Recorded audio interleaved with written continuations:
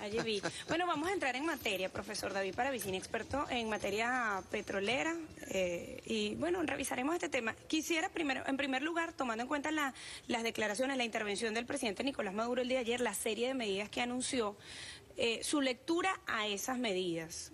Decía un invitado que nosotros tuvimos acá recientemente, el profesor también Pompeyo Torrealba, que no se deben abandonar y que las estrategias que se están utilizando en este momento político en el país son las acertadas. Se vienen a consolidar con esta serie de medidas presentadas ayer. ¿Cuál es la lectura de usted al respecto? Me parece que es acertada la acción que tomó el presidente Maduro al hacer estos altos avisos, inclusive desde la Asamblea Nacional, porque la Asamblea Nacional convoca a todo el país político. De hecho, tal como ustedes lo mencionaron, hizo la referencia a Jordán, la oposición estaba sentada ahí. Claro, no es lo que uno espera de un venezolano o de una venezolana, por los gestos, ¿no? Ese lenguaje gestual, puesto que el momento es sumamente difícil para Venezuela. La escalada en contra del país por parte de Estados Unidos y de los intereses que hoy defiende a niveles de las grandes corporaciones financieras y sus propios intereses como imperio mundial, se agudizan. En la acción de la ExxonMobil, la presencia de la ExxonMobil ahí no se hace sin que esté coordinado con las distintas acciones que contra Venezuela se están tomando de distintos factores, pues. De manera que esta actitud o esa gestualidad, primero saludar, pues que el hecho, el evento se desarrollase en la Asamblea, no fuera un gabinete o un acto desde Miraflores, sino que fuese la Asamblea Nacional, por lo que le estaba mencionando, porque convoca al país político en su conjunto. Bueno, esa convocatoria que está alineada con la magnitud del problema que tenemos. Hay una guerra económica, hay una guerra contra Venezuela, hay una guerra mundial de Estados Unidos por hacerse de nuevo de la hegemonía en materia energética, en materia petrolera, y uno de sus objetivos es Venezuela como tal. El problema es, al final de cuentas, Estados Unidos necesita en el mundo rehacer una hegemonía, y eso está, bueno, se ve pues como el mundo se ha desarrollado, y particularmente en Venezuela. Profe, pero hace algunos meses hablábamos de estos temas, ¿no? Y casi todos los analistas decían, bueno, sí, somos un objetivo, pero tal vez en un futuro, tal vez ahora se ve como mucho más cercano con todo esto. Se lo pregunto porque, bueno, sí, lo de Exxon es prácticamente un desacato al Acuerdo de Ginebra, prácticamente un desacato al derecho internacional. Llega una empresa, una transnacional, y coloca allí su plataforma y comienza a presionar a dos naciones a caer en un debate que podría, Dios no quiera, terminar en un conflicto bélico. Sí, no, la realidad de estos intereses de los Estados Unidos se ha convertido tan acuciosa para ellos, tan exigente para sus resultados, que ha ido quitándole en la medida del tiempo todos esos argumentos, es decir, es una exageración, esto está hablando del interés imperialista, que es una psicosis, te has vuelto paranoico, estás viendo que Estados Unidos amenaza a cualquiera, los problemas somos nosotros, que somos flojos, que no trabajamos, culpa de Chávez, no sé cuántas cosas se dijeron, o dijo la oposición, la enarboló como bandera. Sería un trabajo interesante desde el punto de vista periodístico, buscar cuántas veces dijeron que todo esto era invento, pues, o de izquierdistas recalentados, con el cerebro recalentado, o de propagandistas que tratando de tapar deficiencias del propio gobierno. Yo creo que, tal como tú lo señalas, es un buen resumen de esta etapa histórica, donde la historia misma y en poquísimo tiempo ha puesto las cosas absolutamente de relieve.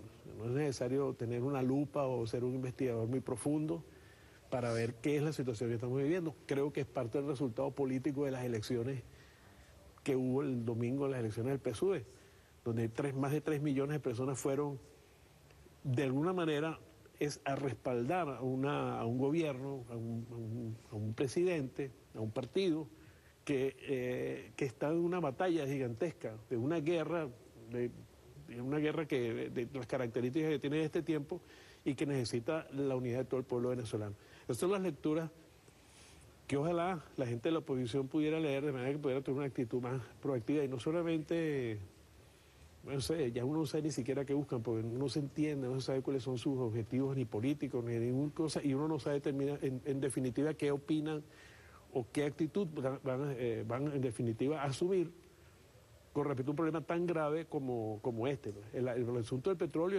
es un artificio.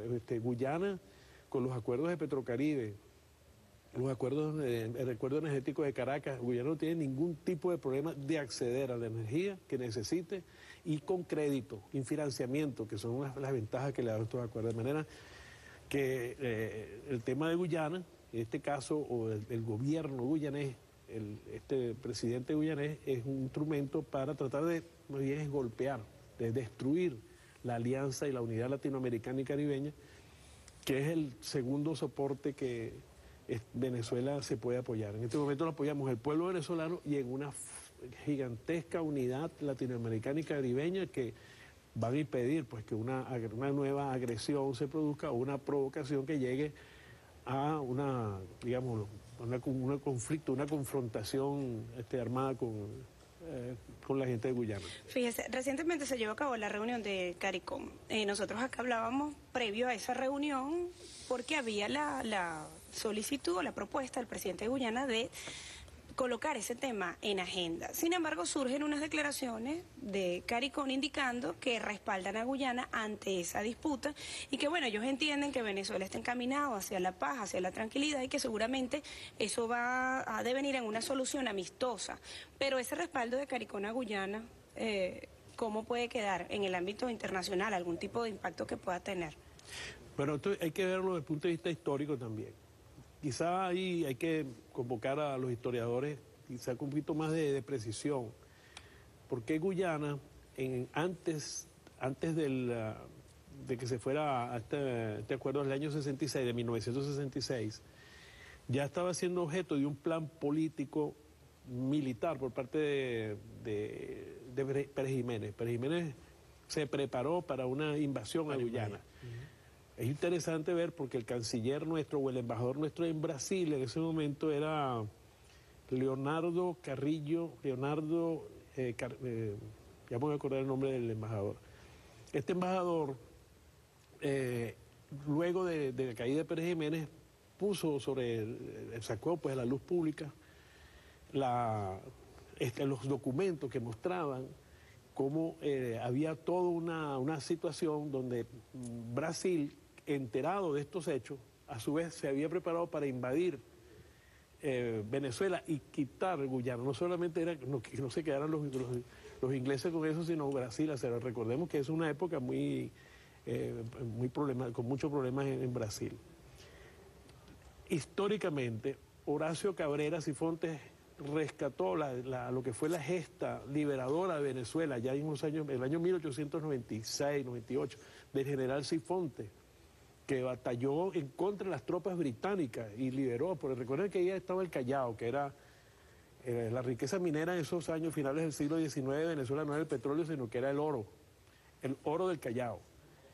Y Inglaterra ocupó ese espacio. El general Cifontes, de hecho hay un municipio, el municipio de Cifontes, el capital creo que es Tumeremo, que tuvo una batalla contra las tropas británicas y las derrotó y logró mantener la frontera en los límites antes de esta delimitación que resultó del Tratado de París. De manera que hay que ver esta historia, estos antecedentes por los cuales Guyana reclama o exige solidaridad en contra de una actitud agresiva de Venezuela que se mantuvo, inclusive durante mucho tiempo, de la Cuarta República. Cada vez que había unas elecciones, de manera demagógica, salían algunas figuras de ultraderecha venezolana a reclamar una invasión a Guyana. De manera que no en balde Guyana ha podido. De hacer hace poco también, ¿no? Guyana, exacto, es una tradición la derecha de esa actitud belicista de invasión y de ver un país que es más débil, por supuesto, que Venezuela, para, digamos, tratar de promover intereses fascistas y reaccionarios en Venezuela. El presidente Chávez cambió eso con las propuestas de paz. Es el mensaje que está dando el presidente Nicolás Maduro, pero es el origen de esta actitud de la CARICOM de proteger, digamos, de ponerse del lado del más débil, porque Venezuela durante mucho tiempo expresó una actitud agresiva, hostil y guerrerista con respecto a Guyana. O sea que no es que en CARICOM es que Guyana avanzó más que avanzó Venezuela, sino que está en Además hay un tema, la creo historia yo, y en la cultural, historia de ¿no, esto, ¿no? profe? Un tema cultural, un tema del idioma, un tema de que son tal vez que el CARICOM es más parecido a la Guyana, A Guyana, o al territorio ex británico, una colonia británica, que a Venezuela. No sé cómo, no sé si eso pueda tener algún peso en diplomacia, pero tal vez se sientan más cercanos a Georgetown que a Caracas. No sé cómo lo ve usted. No, lo que pasa es que allí el problema no es, yo no creo que tiene que ver con esto. En Guyana ha tenido presidentes progresistas, presidentes de izquierda y que han sido anticolonialistas y de hecho en Guyana hay un fuerte sentimiento anticolonialista. Solo que hoy el tema del liberalismo económico se ha convertido pues en un instrumento de política mundial y de allí países débiles, como el caso de Guyana, son presa fácil de estas políticas, digamos, con acciones como esta de que quien realmente es guerrerista es la ExxonMobil, que así ha sido toda su historia, desde que nació ha sido en contra de la gente, ha sido creando monopolio, aplastando gente. Esa es la historia de la ExxonMobil y del Standard Oil, para decir de dónde